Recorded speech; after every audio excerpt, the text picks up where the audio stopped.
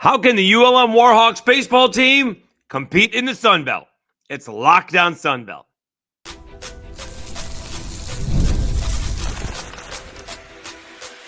You are Locked On Sun Belt, your daily podcast on the Sun Belt Conference, part of the Locked On Podcast Network, your team every day. All right, Dave Schultz, Lockdown Sun Belt, your teams every day. Today's episode featuring the head coach of the ULM Warhawks baseball team, Michael Federico. We talk about how ULM can compete in the Sun Belt and doing it without NIL. Football team competed this past year. They're going to move forward in a new direction with basketball with Keith Richard moving on, getting a couple of big wins over South Alabama this year. And ULM is coming in with a very experienced baseball team. And so Coach Federico is going to rely on them to get off to a quick start.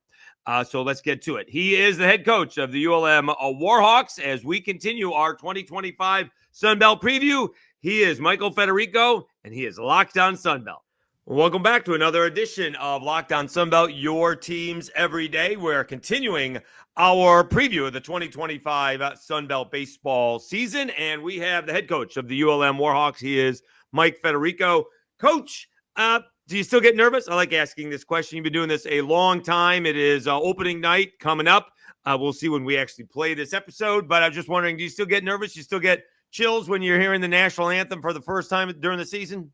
Definitely. There's nothing like opening day, and just, of course, as a coach now, the jitters are a little bit more like, are the umpires going to show up? And did we bring our fungos if we're on the road and some of those kind of things? It becomes a little bit different, but there's nothing like opening day. And it's like Christmas morning for me as a coach. You just, you got that hope and for the year and those kind of things. And just the anticipation for that. There's nothing like it.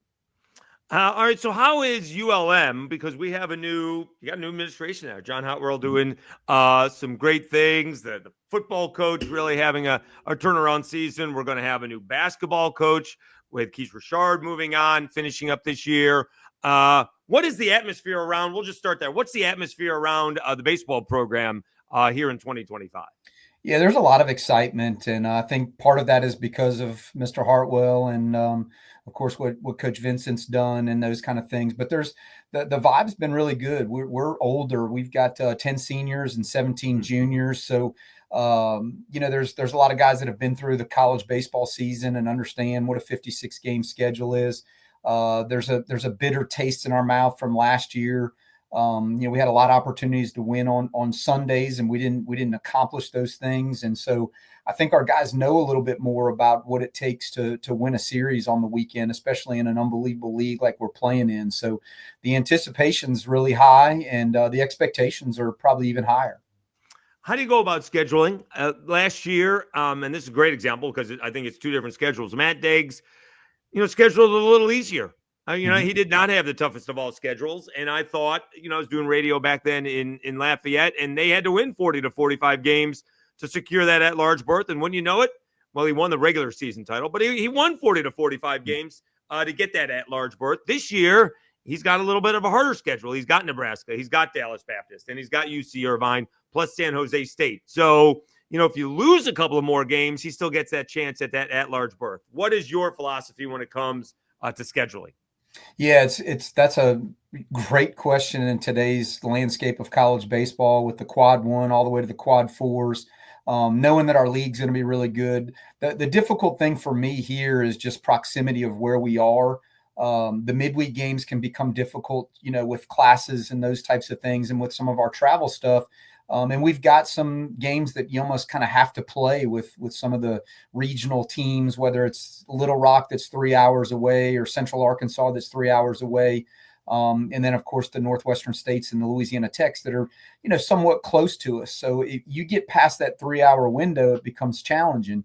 Then the second thing in that is our weekend series. Those first 4 weekends is we don't have a huge, budget to be able to pay for teams, given these big giveaways, to come in. So a lot of times it's some bus trips. It's some of those Midwestern teams that, can get on a bus like Eastern Illinois this weekend, a 10 to 12 hour bus ride. And if they want to play, they sometimes have to do that. And we're limited on what we can do. So, we try to get some OVC, some Missouri Valley type teams. And, we've had good, opportunities to be able to bring in 3 of our 4 weekends for every year that I've been here for the most part. So, but those are the challenges that were the hurdles. We don't have a lot of airport choices for people to come in, and it's hard to give them a big payday to come here. And so is it the same schedule almost every year? Do you guys seem to, be in a routine? How does that work? Do you kind of rotate the teams every 3 or 4 years? Oh yeah, it definitely rotates. We haven't played Eastern Illinois. We were supposed to play Eastern Illinois in 2020, but we ended up getting snowed out opening weekend at our place, not for them. Oh, okay. We ended up getting snowed out at our place, and we put the tarp on the field, and we weren't able to get the tarp off the field because of the snow and the ice and everything. So we haven't played them in quite a few years, but then we've got Houston Christian, which is the first time we've ever played them, a Southland Conference school. We go to Missouri State for the 3rd weekend, which that's a return trip. They came here last year, which again, perennial top of the league program in the Missouri Valley. And then the last weekend, week 4, we had a cancellation with somebody. And so we were able to pick up UTA, which is an old, rival. It's an old Sun Belt rivalry. And I'm excited to play those guys, and we'll actually go back over there next year. So 2 of the 4 weekends of 2 of the teams we try to bring in, we pretty much pay for them to come in. And then one of the weekends is usually like a home and home that we try to, just return that part of it. Like I said, Missouri State, that we're returning it. And then next year we'll return back to UTA. It must be nice to be able to pick up that phone and call a team like UTA and say, hey, you need to play somebody because we need someone to play. And they're like, yeah, we can do that. It is. And we've got great facilities to accommodate people. Like we've gotten 3.5 inches of rain the last 2 days here in Monroe. Haven't really been able to practice outside for 2 days, but we've got turf, we got that this going on year 5 for us now. And it's a lot easier nights of sleep for us too. So it makes it a little easier sometimes to bring in some of those northern teams, because they want to be guaranteed to play. And we're even looking at possibly playing a doubleheader on Friday because there's another chance of rain here. So we'll have to make some game time decisions with all that. But having the turf has just been tremendous, and that's been a testament to our past 2 presidents that have helped me with that. And then, some of the ADs that we had before, Mr. Hartwell got here. Now, I'm originally from Central New York, but I moved to the South intentionally. I wanted to live on I-10 on purpose and not I-90. So I'm now in Louisville, Kentucky, but I'm so over the snow. We've had cold, freezing temperatures, but I saw everybody. Did you get snow in Louisiana? Because they were all like, snow day, yay, we can go sledding and have snowball fights. I'm over it because we've had about 3 weeks of it, and we had it yesterday, and we're going to get more of it next week. Did you guys get snow in Monroe?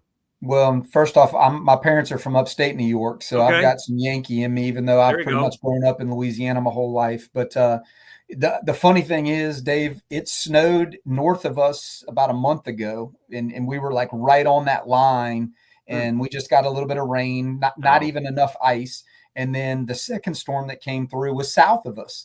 And so New Orleans got hammered, and the panhandle of Florida and stuff, and we didn't. So we have had really, really good preseason weather for us. I mean, it was 83 degrees on Saturday for our, last inter squad. Now, again, it's rained. We've gotten some rain here and there, but the temperatures have been good. We have not gotten snow, and let's keep it that way. Right. Yeah, absolutely. Let's take a time out. When we come back, we'll talk to Coach Mike Federico, continue our conversation on how ULM tries to compete without using NIL. Does use the portal, but there is not much NIL to go around. We will do that after I tell you about TurboTax.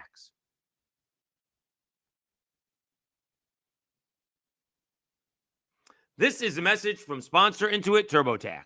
Taxes was dealing with piles of paperwork and frustrating forms, and then waiting and wondering and worrying if you were going to get any money back. Now, Taxes is easily uploading your forms to TurboTax expert who's matched to your unique tax situation. An expert who's backed by the latest technology, which cross-checks millions of data points for 100% accuracy. While they work on your taxes, you get real-time updates on their progress, and you get the most money back guaranteed. And while you go about your day, no stressing, no worrying, no waiting. Now this is taxes. Intuit TurboTax. Get an expert on TurboTax.com. Only available with TurboTax Live full service. Real-time updates, only an iOS mobile app. See guarantee details at TurboTax.com/guarantees.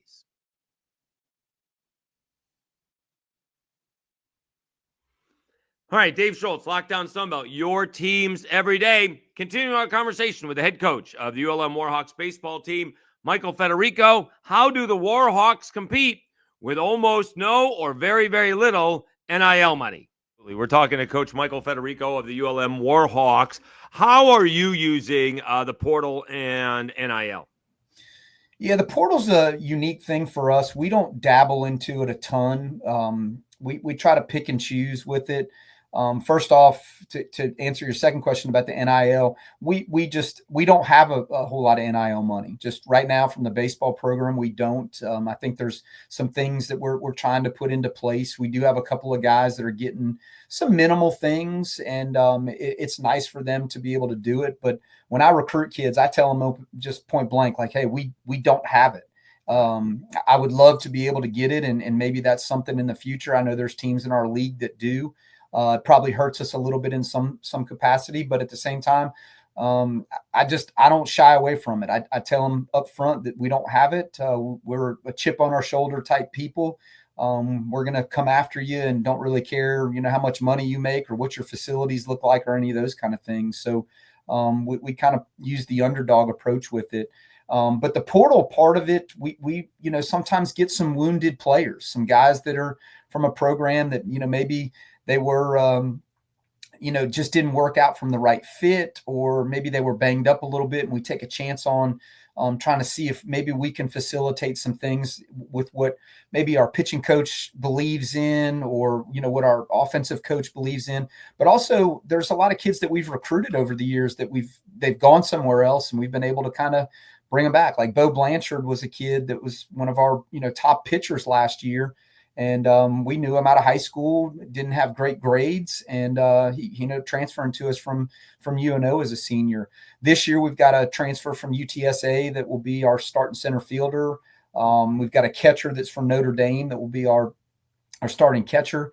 And we've got some other, pieces in there, but we kind of go more with the traditional. We're trying to get the top high school guys we can. We want to develop them. And then of course the JUCO route, and not scared if we lose a high school kid. Our starting left fielder last year is now at a Power 5, school, Power 4 school, and he was a freshman All-American for us, and it is what it is. We used him, he used us, and I guess that's just part of the game. It's not something that I really like, but because I'm a loyalty guy, but at the same time, it is what it is now. Right. Right. So I was going to ask you, because I wouldn't consider JUCO as the portal, but do JUCO players go into the portal? How does that work? Because it may be the same thing, but I see that as two different things. No, the JUCO kids don't go in the portal. Okay. And JUCO's so good around here. I mean, when you think about the state of Texas and the state of Mississippi, to our east and our west, let alone all the Midwest guys that we're able to bring in. And then, we've got some talented schools in our state. When you talk about LSU Eunice, who, is perennial national champions all the time, and Delgado goes to Grand Junction. Right. So, and Baton Rouge community, there's other schools in our state, but, and then, again, to the east and to the west with Mississippi and Texas, what they're putting into it from a facilities, and the talent level. And then of course, with the rule changes, the JUCO baseball is very good. And I'm a product of it. I played JUCO, I coached JUCO, and have recruited JUCO at the two previous stops that I was at before, at the University of Memphis and when I was at Southern Miss. We're talking with Michael Federico, head coach of the ULM Warhawks. He's on Locked On Sunbelt. So I know you're not offering NIL, but the way it is going now, and you mentioned JUCO rules. So for those who are not keeping up, I think you're telling me that JUCO, 2 years at JUCO doesn't matter anymore. You're still getting what could be 5 years of eligibility at a 4-year institution. Coach, if kids are playing their cards right, and we're not talking about going from school to school to school, at least I'm not. I know kids are, and collecting the cash. But these kids could get not only a college education, they could end up with an MBA and or a law degree, although law school may be a little bit difficult in playing a sport. But that's what literally they could end up being, right? You go to 2 years of get your associate's degree, go redshirt a year in a 4-year school, go play 4 years there, and all of a sudden you're a lawyer, and you might have a couple of bucks in your pocket, and your school's been paid for. Yeah, well, and we'll see what the rules finally come down to. There's a lot of talk about that the 2 years of JUCO may not count. We're still waiting on the NCAA to kind of decide on those things, but there is a strong possibility that could happen. And look, I got no problem with it if it's the kids are utilizing it from the academic standpoint. Right. When I got into this business, when I decided to stay at this level, you were selling them an opportunity to better their lives with an education. And if we're just using it to, kids getting a second undergraduate that's kind of meaningless and stuff, like, look, I don't have time for those kind of things. I don't believe in that. Like, for my own children, I've got 3 kids. Hey, it's time to move on. I'm not paying for you to keep going to school and doing all this stuff. So, if they got a chance to get their master's, hey, it's great. And it's on our clock. Hey, 100%. But sure, if they're not utilizing it for the right reasons, like I don't have time for those kind of things. Again, I'm old school. At some point you got to grow up and you got to get into the real world. And ultimately as a coach, I want to win baseball games, but also I want to prepare kids for life. And that's more important to me than, hey, you're getting a second degree or, some undergraduate that they're taking 9 hours of basket weaving or something. Like I don't want that in my program.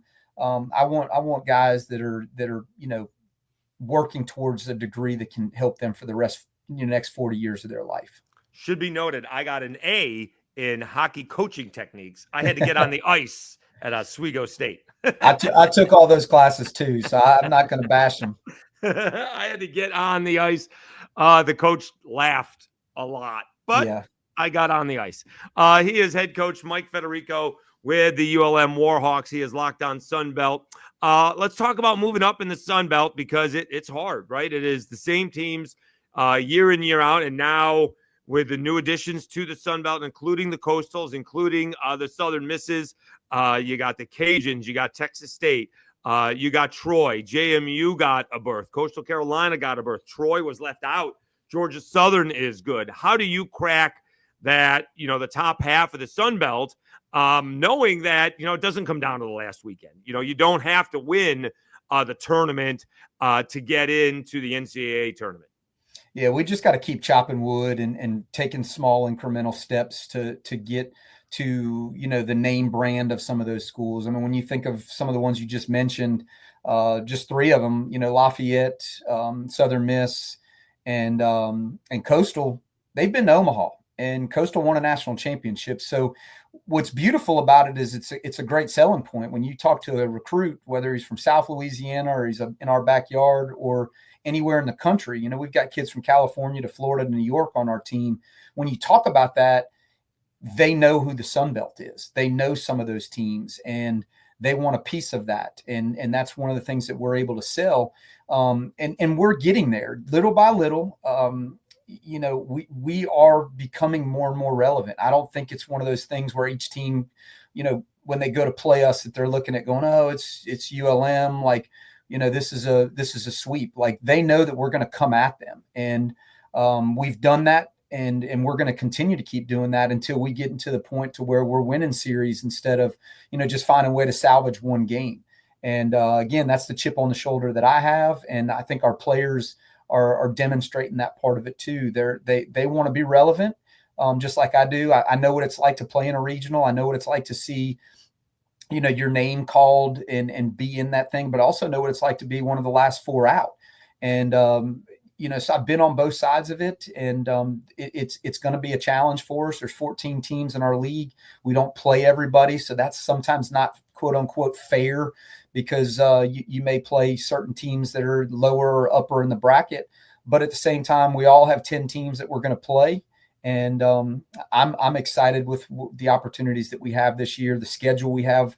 Some of the teams that are kind of perennial top of the league, they're coming to our place, and we get a chance to go to two new places, or one new place. I've never been to JMU. We haven't played them since they've been in the league. So we go there this year for the first time. And then we also go to Coastal. And I know our players are excited about that as well. And then everybody else that we have at home is we've got App State and who else do we have at home that's from the east side? Old Dominion. So they come to our place, and then everybody else is on the west side, which we play everybody, on that side anyways. Let's take one more time out. We'll come back, wrap up our conversation with Michael Federico, head coach of the ULM Warhawks. He talks about the guys he's counting on, very experienced guys that he's counting on in 2025, on how he goes about using analytics. We will do that right after this. All right, 1,871 subscribers. Really appreciate it. We are getting feedback, and keep those comments coming. Do appreciate it. We do have one more as of this recording. Baseball coach, we'll see if we get some more. Cajuns with a big win on Tuesday night. Maybe we will find a happy Cajuns baseball coach on Wednesday to hop on the podcast. That would give us 10 out of the 14. That's pretty good. So far, we have 8. We'll get one more on Wednesday. Maybe we'll get more than that. So do appreciate it. And hopefully we'll get all 14. Certainly we have asked, and that's all we can do. All right. So hopefully you've enjoyed it. We've gotten as many as we can. And of course, basketball will do the South Alabama, Arkansas State recap, certainly for Thursday's episode following tonight's big basketball game. That is a huge basketball game in the Sun Belt. So don't think we have forgotten about that. And then we'll finish up with baseball later on, and we'll figure out where we can fit those in with the basketball. All right. So thanks again. Please continue to let people know about the podcast. Have them subscribe. Keep the comments coming. I will respond. Thank you so much for all of your support. All right, Dave Schultz, Locked On Sunbelt, your teams every day. Let's wrap up the conversation with ULM Warhawks baseball head coach. He is Michael Federico, talking about the guys that he is counting on, the experienced team that he has coming back, and on how he goes about using analytics.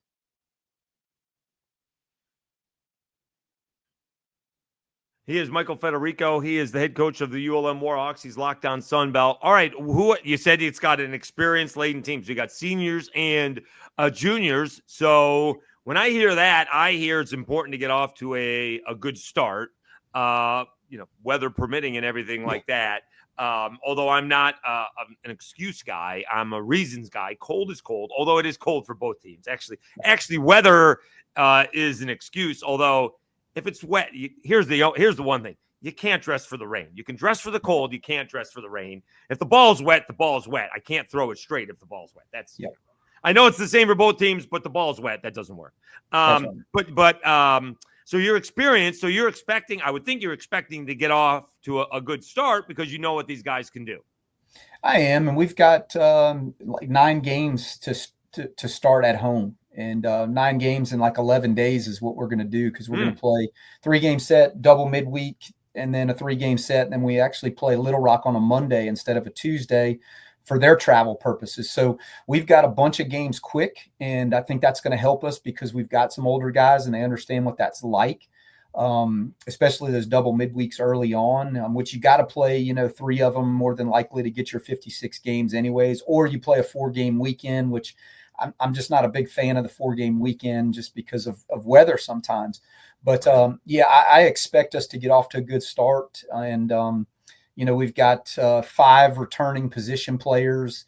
And then, like I said, we got 2 transfer portal guys that have played Division I. They've got, 3 years under their belt of playing with Division I. And then the one guy that'll start for us in right field is he redshirted at a 4-year school and then played 2 years of JUCO. So he's got some experience of what a 56-game schedule is. So of all of our position player starters, they all understand the 56-game schedule. And then on the flip side, from the pitching, the rotation, we'll have a sophomore going on Friday night, Daniel Gonzalez, and he's a sophomore that's highly touted. He pitched on Friday nights for us last year a few times as a freshman. We've got a junior college kid that comes from a really good junior college program, pitched in Grand Junction, named Griggs. And then on Sunday, we've got Joey Sorelli, who was part of our staff last year. So we'll go sophomore, junior, senior on the weekends. The question mark a little bit for us is going to be the back end. Not necessarily a question mark, but we had 2 or 3 guys the past 3 or 4 years they were the closer. They were the setup guy. And we've got guys that are capable of doing it that have a little bit of experience, but they're going to be in kind of some little bit different roles. So the challenging part from the pitching staff is, for me as a coach, and with my pitching coach, Ryan McLaren, who does a tremendous job, is just who can pitch in traffic, who's going to pitch with runners on base, who can inherit runners, and just putting them in those kind of situations. That's kind of the focal point for us this early part. But again, with 9 games in 11 days, we're going to have to use our pitching staff, and they're going to have opportunities to get out there. How long does it take to figure out what you guys have? Great question. Because you go into those 45-day window in the fall, and you're playing your teammates, you're playing your roommate, and right. That you kind of think of some things, but also we're not building pitch count like a ton in there, like maybe a max of like 60 pitches for some guys. So can he go 75? Can he go 90? Can he throw 100 pitches in a game? You have to figure those things out. And then sometimes it may not be, you got a lefty that you're really wanting to face like 3 lefties in a row and see if he's a matchup guy and if he can do it. But he's pitching on the team that there's only one left-handed pitcher on your inter squad part of it. So you have to replicate that in practice in the bullpens, or if we're doing some situational type things. But that's the part that it does take some days. And I've learned this in my years of being at this level. When you do play some of these northern teams, they come down a lot of times and they throw a lot of people, and they give it those 20 games to kind of really see who they have and what they can do. And sometimes us in the South, we're like, oh, we got to win every game. We got to do this, this, and this. We're only going to use these. But I've kind of taken that approach in the last couple of years that we're going to use people early. We're going to give some guys opportunities, because you never know with injuries. You never know. Heck, COVID's, you never know what could happen. I've got 4 guys right now that are battling, the stomach bug or the flu. So will they be ready for Friday? And I know we've got a 40-man roster this year, and I'm not scared to use all 40 guys. I guess on the other side, you're certainly going to get a chance to use all these guys 9 games in 11 days if you play all of them real fast. You're going to be able to find out in the first 2 weeks.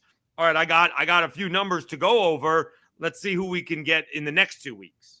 That's right. That's exactly right. Because ultimately, when it gets to the conference schedule, you want to identify who you think are the 3 arms that are going to get you deep into the game and give us a chance to win, a Sun Belt weekend, and then who you're going to try to use.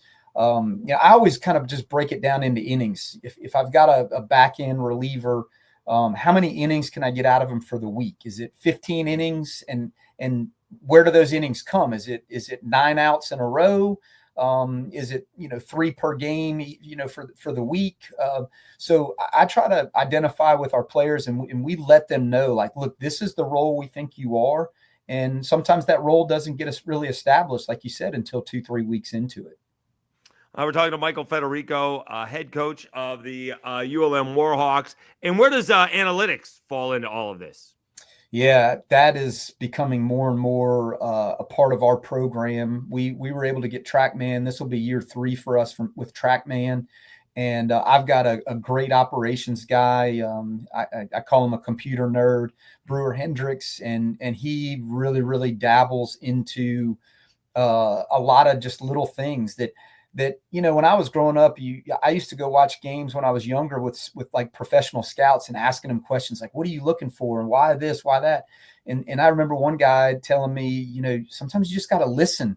You got to listen to the ball, or you got to listen to the swing, or when they make contact, is it loud? But now there's metrics in there that you sometimes, and I understand some of them. I'm not that old, but I am a little bit more old school.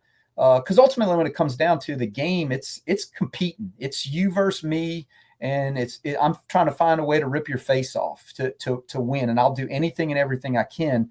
But there is information out there that it kind of can set you up to go, okay, this guy's. We want to put guys in situations to be successful, and the analytics can help you with that sometimes. Yeah, but I don't know how much you can change a launch angle in a swing. No, that's the some of those things I don't think are part of like what we're using it for. Ours is more breaking down our pitchers and their pitchers and how we can match up with them. If it's a pitcher that for them that throws elevated fastballs, has a little bit of ride to it and those kind of things, how do we combat that? Or maybe who are some of our players that we think can do that, can get to that elevated fastball. And you can see those things. There's a lot of data that's out there. The percentage of off-speed pitches. So, just different things, especially when it comes up to matchups later on in the game, when we want to go to the pen, we want to, again, put those guys in a position to be successful. Or on the flip side, if it's getting a bunt down, if we know this guy's going to be a guy that comes in and he's going to spin a bunch of breaking balls, and we have somebody that we don't like that matchup, it's, hey, we may be bunting him, or we may be doing some different stuff. And there is a lot of data. And I love that part of it. I love the cat and mouse and kind of the football mentality. Those guys watch a lot of film, and we're able to do that as well. And our players are able to watch themselves too. Sure. So they can learn. And I think kids today are growing up more. I mean, again, I got 3 kids, and one of them plays baseball. And even when I wasn't at his games, my wife was videoing him, and I get to see it, and he would watch it on the way home. So I think kids, they know themselves a little bit more, and they're able to watch film, and which is very beneficial. So it's more about tendencies than absolutely. Yeah. I will say the one thing that annoys me, and again, maybe I'm, old man, get off my lawn, is when the pitchers lose it a little bit, and all of a sudden they do like 7 or 8 or 9 pitches out of the strike zone, and all of a sudden, 2 guys, or maybe the bases are loaded, and then the next guy comes up and hits and swings at the first pitch. Like, he was so locked in at, getting ready and swinging and on balance and timing the pitcher, he wasn't paying attention to the rest of what's going on. That's the only thing that drives me nuts. Like, weren't you paying attention to what was going on? The baseball IQ, that's what we try to spend most of our time with, and identifying some of those kind of things. But again, to go back to the data, there is a lot of information out there from a percentage standpoint.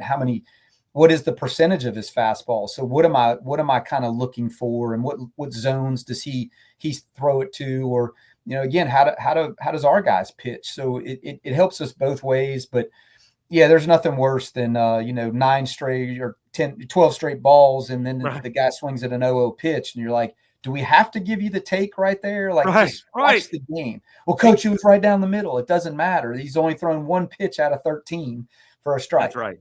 Go down 0-1. In fact, I would tell you, go down 0-2 and just foul some pitches off. That's right.